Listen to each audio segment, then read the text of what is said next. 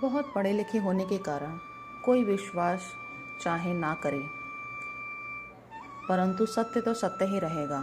भगवान है और रहेंगे। उनका अनंत अपरिसीम आनंद में चिद विलास अनादिकाल से चलता रहा है, अनंत काल तक चलता रहेगा। उस चिद विलास में ही विश्व का प्रत्येक प्राणी जाने या अनजाने में सम्मिलित है। समुद्र की लहर की तरह बन बनकर वह उठता है और उसी में विलीन हो जाता है।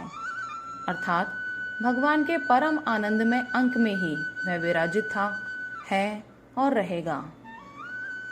उस अंक में ही उसकी संपूर्ण चेष्टा हो रही है।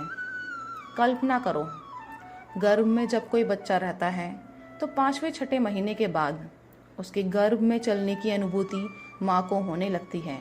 उसका हिलना डुलना चाहे कैसा भी हो, माँ में आनंद का संचार ही करता है। माँ उस गर्भस्थ संतान के संबंध में यह विचार नहीं करती कि यह तो हमारा तिरस्कार करता है।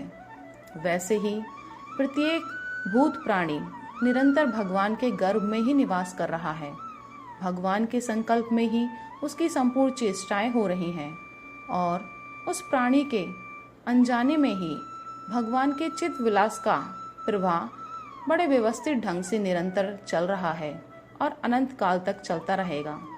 किंतु जो प्राणी इसको जान लेता है उसे एक अनिर्वचनीय अचिंत्य आनंद का अनुभव होता है। वास्तव में यह जानना और ना जानना भी भगवान के सच्चिदानंद में विलास का ही एक अंग है।